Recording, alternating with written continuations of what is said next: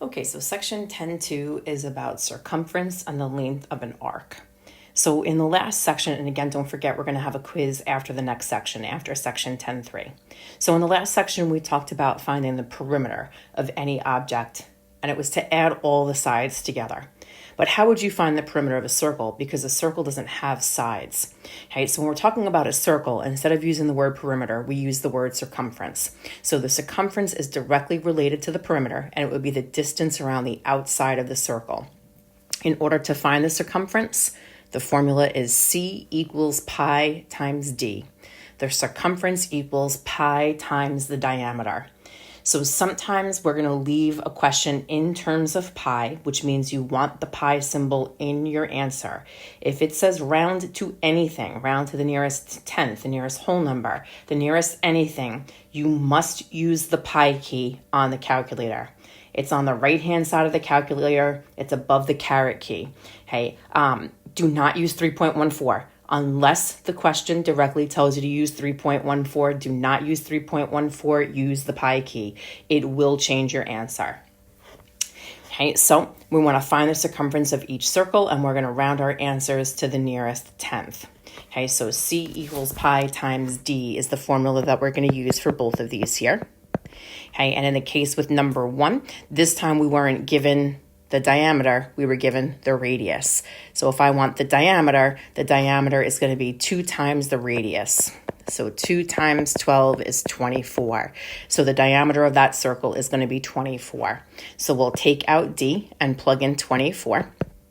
So the circumference is going to equal 24 pi. That's what it would look like in terms of pi. But again, this says to the nearest tenth. So now on the calculator, we're going to do 24 times pi. And again, use that pi key. When you do that and you round to the nearest tenth, you should get an answer of 75.4. Again, please play along on your calculator and make sure you know where that pi key is and make sure that you're getting the same answer as me. So for 2, again, circumference equals pi times the diameter. This time you were given the full diameter here. It's 18. So your circumference is 18 pi. Again, that's in terms of pi. We want it to the nearest tenth. So again, on the calculator, we're going to do 18 times pi. And again, we're using that pi key. And this time when you round to the nearest tenth, you should get an answer of 56.5. So for the next 2, again, we're going to find the circumference of the circle, but this time we're going to leave our answer in terms of pi. So we're still using our same old formula. Circumference equals pi times the diameter. But again, in terms of pi means that you need that pi symbol in your answer. So again, in number 3, you were given the radius. So I need the diameter. So again, the diameter is 2 times the radius. So if you do 2.8 times 2, you should get an answer of 5.6. So 5.6 is going to be your diameter. So your circumference is going to be 5.6 pi. Okay, again, pi is in the answer there. That is your final answer here. Same thing for number 4. C equals pi times the diameter. This time that 35 represents the entire diameter, so I don't need to multiply it by anything. I'm just going to stick it into my formula, and C is going to equal 35 pi. Again, notice that I keep putting that pi symbol second. Hey, it's the same thing like if you had 2x. We always put that x second. We never put 2x. We never write it as x2.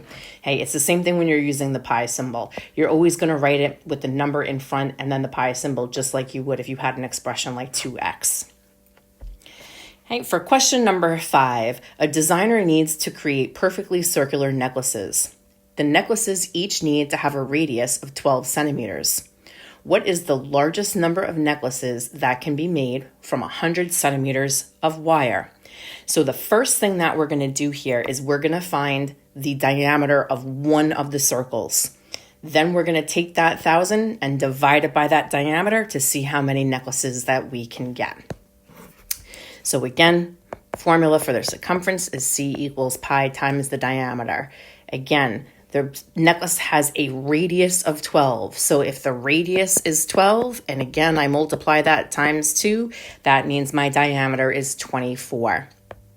So 24 pi is going to equal my circumference, but again, that makes no sense to me. I'm going to put it to the nearest tenth here. So again, on the calculator, we'll do 24 times pi, and I'll round it to the nearest tenth. So 75.4 is going to be the circumference of one necklace. So now I want to know how many necklaces I can get from 1,000 centimeters of wire. So I'm going to take that 1,000, divide it by the circumference of one of the necklaces, and when you do that, you're going to get 135.135. So the maximum number of necklaces that you can make, this isn't necessarily a round to the nearest whole number or anything like that. Hey, the maximum number of necklaces that you can make, if you can make 35.1, it wouldn't even matter if this was 35.9. Hey, you wouldn't be able to make a whole 136. So no matter what here, this question, you have to round down. The maximum number of whole number of necklaces that you can make here is 135.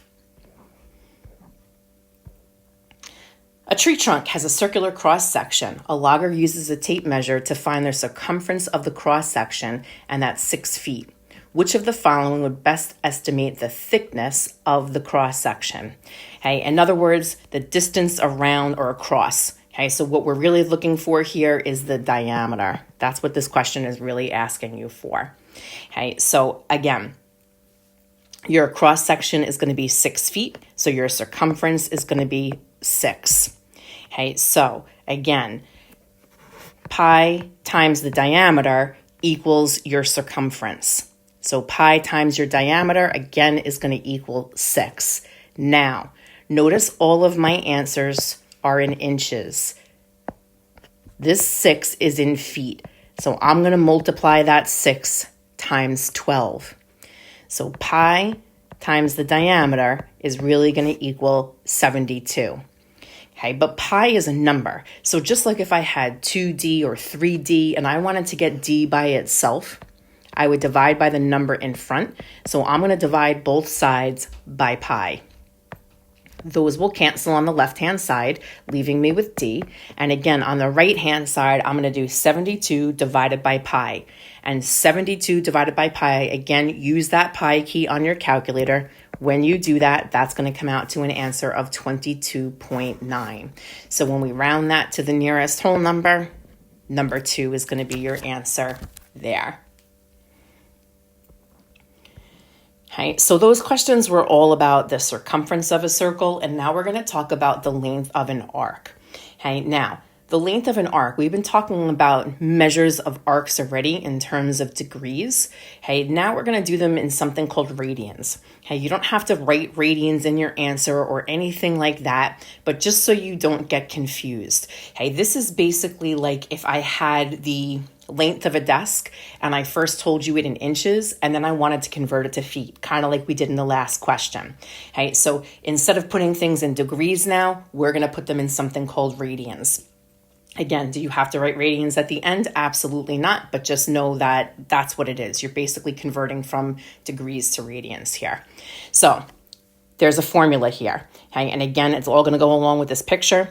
The length of your arc is going to be your arc, which is going to be that part that has the black arrow there that I'm highlighting in orange, okay, divided by 360. Times pi times your diameter. Okay, and keep in mind that if you're given the measure of the central angle, the measure of the central angle is going to equal the length of your arc there. So let's say if this was 50, that means your arc length here would be 50, and that would be what you're plugging in there. Okay, so in number 7, if EB equals 15, we want to find the length of arc BC, and we're going to leave our answer in terms of pi. So we're looking for this arc measure here. Okay, and EB is 15. So again, the length of the arc equals the arc divided by 360 times pi times the diameter. And again, just like when we're doing the circumference, if we want our answer in terms of pi, that means this pi symbol needs to be in our answer. So our arc, again, our central angle here is 68, which means that the length of my arc is equal to that. So the length of my arc is 68. So I'm going to have 68 over 360, and then I'm going to multiply that times pi, and now I need my diameter. My diameter here, again, if the radius, EB, was 30, that means my diameter is going to be 2 times that, or 2 times 30. Okay, and now I'm going to multiply on the top. Again, I want it in terms of pi, so we're not multiplying by the pi yet. I'm just going to multiply that 68 times 30, which is going to give me an answer of 2,040. And then I'll tack on my pi, and then that's going to go over 360. Okay, now you always have to reduce your answer to simplest form. So now you're just going to have to take a few minutes. Again, leave that pi there and reduce this other fraction. Okay, and eventually what's going to happen, the first thing I did was divide by 10. So those will go away, and you're ending up with 204 over 36. Again, don't forget your pi symbol. Okay, and then I noticed that the top and the bottom are both even, so I can divide by 2. So when I divide by 2 on the top, I'm going to get, actually, they're both divisible by 4 too. Let's do 4. It's bigger. So they're divisible by 4. So 204 divided by 4 would give me 51. So I'm going to have 51 over 9. And now the last thing is that each of those numbers is divisible by 3. So finally, that would simplify down to 17 pi over 3. Again, it's just good, a matter of reducing that fraction and finding what number goes into the top and the bottom. And again, it might take you a few minutes to do it, but you don't have to find it right away, just like I didn't. You can do it in a couple steps if you need to. So 17 pi over 3 is going to be your final answer there. Okay, for number 8, if VS equals 12, find the length of UT to the nearest hundredth. So UT is right here. And they also told me that VS, which is the diameter, VS goes all the way across that entire circle, is 12. Okay, so again, we have the arc over 360 times pi times the diameter. Okay, so I need this arc right here. So right now, I don't know what that is yet. We need to do something to find it. The first thing that I see is that those two angles right there form a straight line. Straight line has 180 degrees in it. So if you take your 180 and subtract out the 127 that you used for that angle on the left, you're going to be left with 53 degrees for that angle right there. The next thing that I see is that, switch colors, go to like this green color here. This angle that's 53 here is vertical with this angle right here, which means that that angle is 53 degrees. Okay, and now again, on this bottom side, all three of those angles have to add up to 180. And again, this box here means that that one's 90. So if I take 180, subtract out 90, and the 53 from the other angle, that's going to leave me with 37 degrees here. So that angle is 37. So after all of that, I can finally tell you what that arc is. That arc is also 37. So now we'll take out the arc, plug in 37. So I'm going to have 37 over 360 times pi times the diameter. And again, from the given problem, we know that the diameter is 12. Hey, again, you can kind of put this all into the calculator at once. So you're going to do 37 times the pi symbol times 12. Get your answer. I would hit enter then divide by 36. And in the end, again, to the nearest hundredth is 2 spots after the decimal. You should end up with 3.87 there. Okay, and our last question, if the length of the arc is 13 pi over 8 and AO equals 6.5, find the measure of angle AOC. Again, keep in mind that the measure of the angle is equal to the measure of the arc. So if I can tell you what the measure of this arc is in degrees, again, remember this is going to be radians, that's going to be in degrees. If I can find it in degrees, that means that that arc is going to be equal to that angle. So again, they gave me the length of the arc, and I know what the formula for the arc is. It's arc divided by 360 times pi over the diameter. So that's the formula. So when you use that formula, this is the answer that you're getting. Okay, and again, I want to find really the measure of the arc, because again, the arc and the angle are going to be the same thing. So the first thing that's going to happen is we are going to take out that arc and we're going to plug in x because that's what I'm looking for. Okay, and then I'm going to multiply that times pi, and then I need to find the diameter. They told me that AO was 6.5. If you take 6.5 and multiply it by 2, that means your diameter here is going to be 13. So I'm going to have x times pi times 13, all divided by 360. But I know what that answer is. It's going to be 13 pi over 8. Okay, this is more messy than anything. Okay, you have two fractions set equal to each other. When you have two fractions set equal to each other, you're going to cross multiply and solve.